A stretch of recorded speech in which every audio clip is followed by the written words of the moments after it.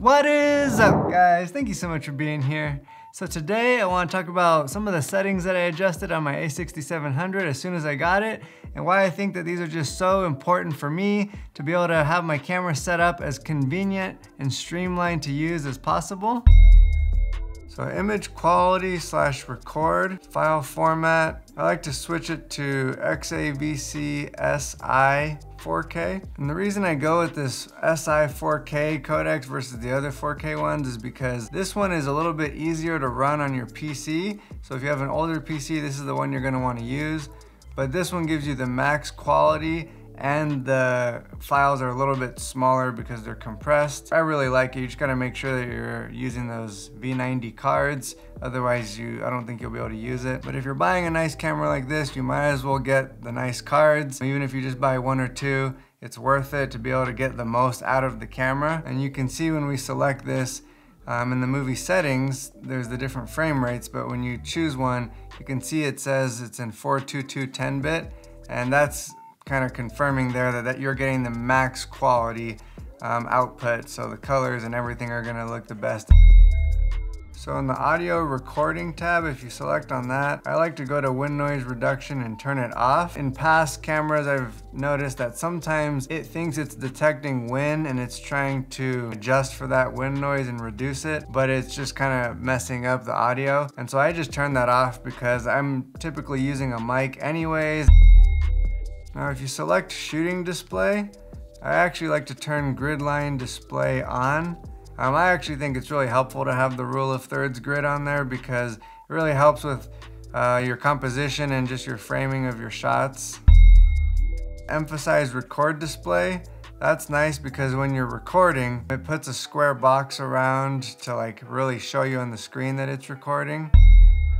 If you're on exposure and color, and then you click on color tone, I like to change my picture profile to 11 because that's S-Cinetone, and that just really gives you a really like cinematic look straight out of the camera. I'm comfortable with using S-Cinetone. I've used it a lot on my A7 IV, and it just looks really good straight out of camera. Since I'm mostly creating YouTube videos, I think that this picture profile looks great for all of that. Obviously, you know, if I was making a little short film or something, I would probably use a log format at that point. And this is something that I'll also have in my function menu so I can quickly choose a different one if I need to.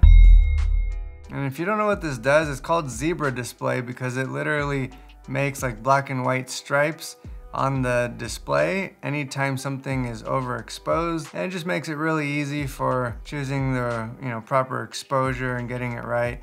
I like to adjust this over to 95. 70, it'll stripe it out even when it's not fully overexposed. At 100 plus, it'll stripe it out when it's completely no more data left. It's just like completely gone. You'll get kind of a feel for how to use it and when you're actually overexposed, but I really like it, and in the long run, it makes things a lot quicker.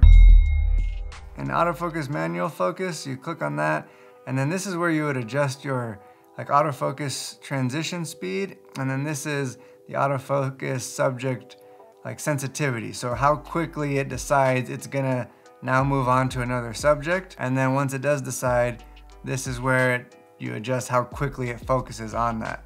And so for the most part, if I'm making YouTube videos, I'll leave this kind of how it is right now, but this will go in the function menu because it's something that I do like to switch up. If I'm getting some B-roll and I want it to be a little bit more cinematic or whatever, then I want it to focus a little slower. So if it's gonna transition, I don't want it to be so abrupt and quick because it's just not as pleasing to the eye.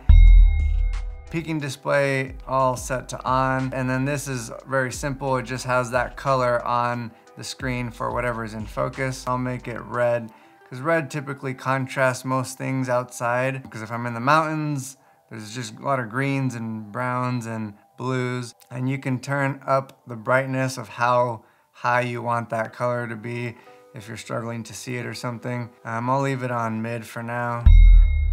In the briefcase, you can select Operation Customize, and this is a big deal here because this is really gonna help streamline everything that you do. This is where you're gonna set your custom dials and just different custom settings and things like that. So you can see you can do it separate for photo or for video, and you would just go into here, it shows you rear and you can click on the different buttons. It even shows you which button it is that you're customizing. And it's pretty simple. If you were to select a custom button, so you click on this and then you just go through the menu. I mean, I wouldn't do this, but say you wanted to quickly access this by a custom button and just change like your file format, you would select that and now it's set to a custom button. So kind of the same thing where you can customize certain buttons, but this is just during playback. The next one down is for the function menu settings. And so this is where you can adjust your function menu, which is this button right here that says FN. Obviously this is for if you're in photo right here. And then this one down here is for in video. Because you can have them separate, which is obviously what you want to do. You don't want to have all the same function menu items for photo as you would for video, because in video you might have picture profiles or like audio adjustments to turn the levels up and down.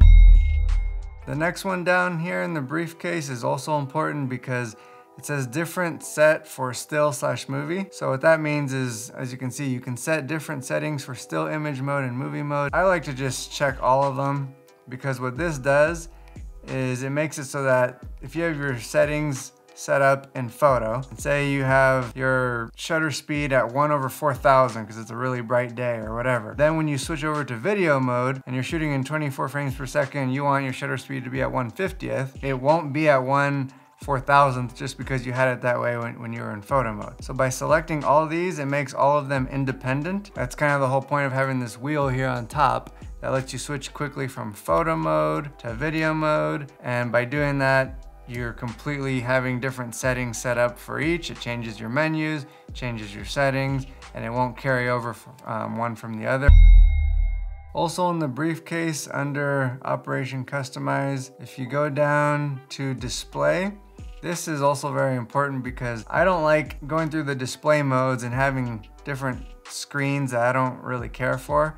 And so this is where you can go in here. Say you don't want this one where it just doesn't actually show what you're seeing on the screen. It just shows like your histogram and all the different settings. And you don't want to have to scroll through that one when you're scrolling through your different displays. You can just uncheck it and then you don't have to deal with that. And same thing goes for the actual viewfinder. So you can make your adjustments in here as well. If you don't want your camera to turn off quickly from overheating, this is where you do it. You would just go to the briefcase, down here number 9, power setting option, and then at the bottom, auto power off temp. So I have it on high. I've done this on every camera that's ever offered it that I've gotten from Sony, and I've never had an issue. Anyways, I would go ahead and do that, because if you don't and you leave it on standard, most Sony cameras, they tend to like power off from overheating way too soon. So I highly recommend that one. That's like a must. I really don't like when the camera itself makes noise every time you hit the record button or anything else like that. Number 10, sound options. To turn off that, you just go to audio signals off. And then now, when I hit the record button, it's just quiet. You might like it, but it just kind of annoys me. Plus, you know, if you are in a situation where you have to be a little quieter, you don't want this thing making, you know, random beeping noises. So doing the photo settings now, there's not nearly as many that I like to set up. In photo mode, top one, shooting, image quality, go to file format. I like to do RAW and JPEG. As for the RAW file type, I want to go ahead and just choose lossless compress, because that way you're not losing any kind of data whatsoever. JPEG quality, I'll just stick with fine. If I was shooting in only JPEG, I would definitely go to extra fine.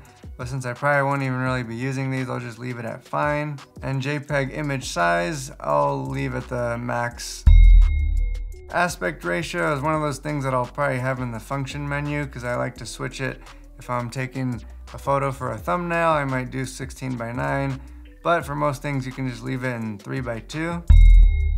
Say you just somehow messed up, or I don't know, you just decide you want to reset to factory settings. You can go to settings reset, and then this is where you would do it, but I'm definitely not going to do that. So all that being said, I just want to thank you so much for watching till the end, and if you liked any of those tips, I definitely would recommend using them, because again, the reason that I make these adjustments is just to make my shooting process that much more convenient and enjoyable. And don't forget about the like button. It's like a super simple thing that you can do that literally just takes about 1 second, but it means a lot to me and my channel because it actually helps it grow. And for all the work that I put into these videos, I would just really appreciate that. And don't forget to subscribe either, because I have all kinds of videos on the A6700 coming out in the future. Plus I have a long list of reviews on the APS-C lenses on my channel already, along with all kinds of other camera gear. But I just want to thank you guys so much again for watching, and I'll catch you in the next video.